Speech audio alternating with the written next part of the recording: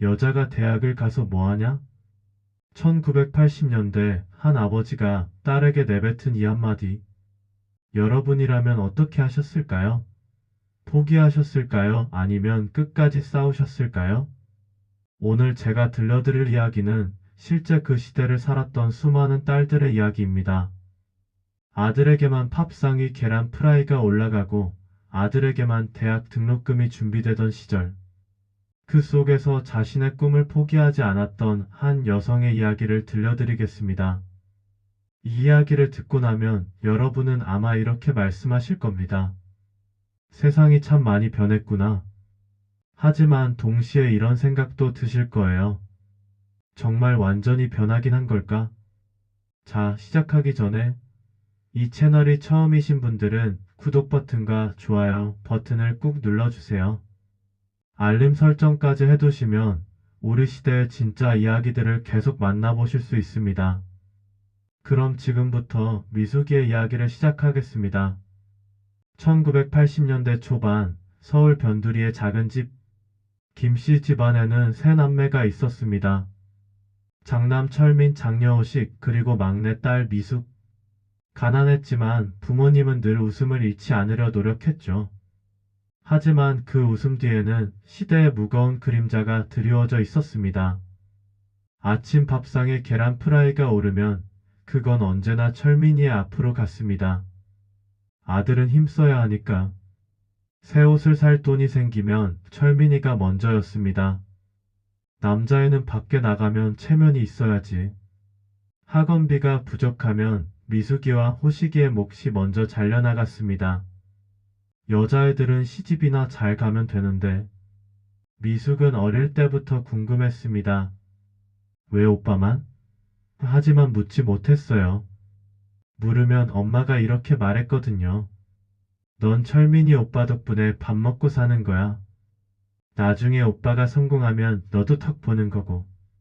중학교 3학년이 되던 해 담임 선생님이 미숙의 성적표를 보며 말했습니다. 이 성적이면 좋은 고등학교 갈 수 있겠는데? 하지만 아버지의 대답은 차갑기만 했습니다. 여자가 공부를 많이 해서 뭐합니까? 상업고등학교나 보내서 취직이나 시켜야죠. 그날 밤 미숙은 이불 속에서 소리 없이 울었습니다. 하지만 다음날 아침 그녀는 다짐했습니다. 언젠가는 내가 원하는 걸 해낼 거야. 상업고등학교에 진학한 미숙은 낮에는 타자 연습을, 밤에는 몰래 공부를 했습니다. 친구들이 넌 왜 이렇게까지 공부해? 라고 물으면 미숙은 웃으며 대답했죠. 그냥 재미있어서. 하지만 진짜 이유는 달랐습니다. 미숙은 대학에 가고 싶었습니다. 사무직 취업으로 끝나는 게 아니라 자신이 정말 하고 싶은 공부를 하고 싶었어요.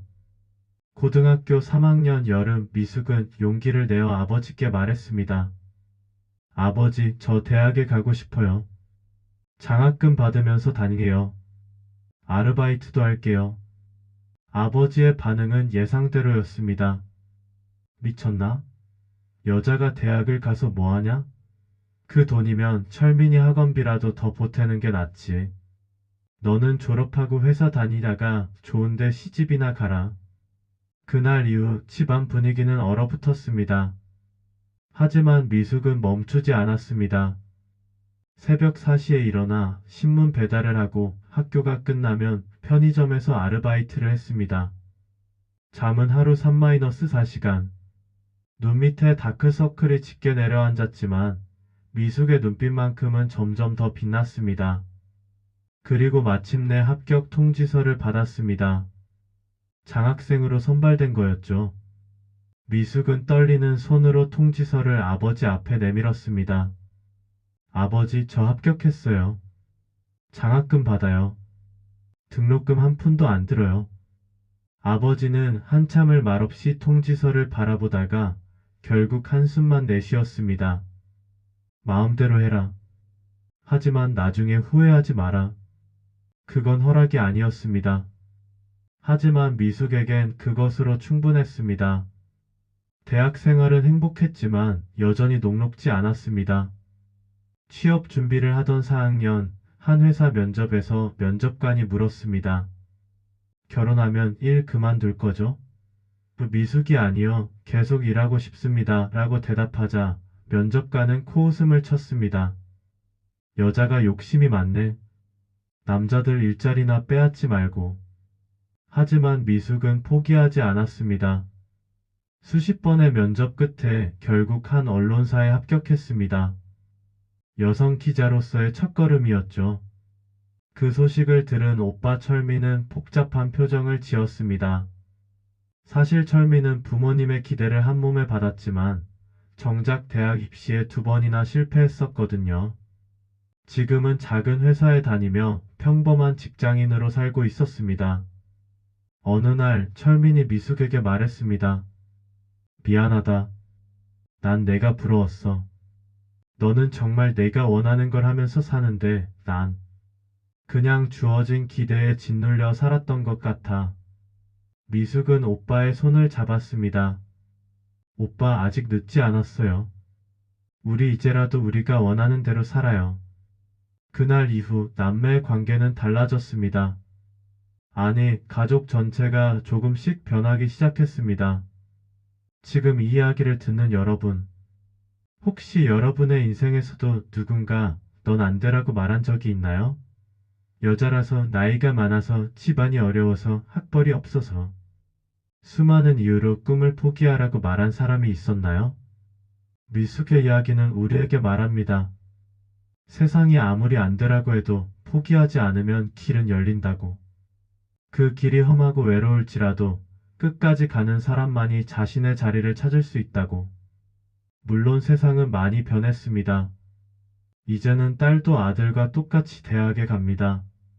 하지만 아직도 우리 사회 곳곳에는 보이지 않는 차별과 편견이 남아 있습니다. 그래서 우리는 기억해야 합니다. 미숙처럼, 그리고 그 시대를 온몸으로 버텨낸 수많은 여성들처럼 포기하지 않는 용기가 결국 세상을 바꾼다는 것을. 여러분의 꿈은 무엇인가요? 아직 포기하지 않으셨다면 오늘도 한 걸음 나아가 보세요. 미숙처럼 당당하게. 이 영상이 도움이 되셨다면 구독과 좋아요, 알림 설정 부탁드립니다. 댓글로 여러분의 이야기도 들려주세요. 다음 영상에서 또 만나요.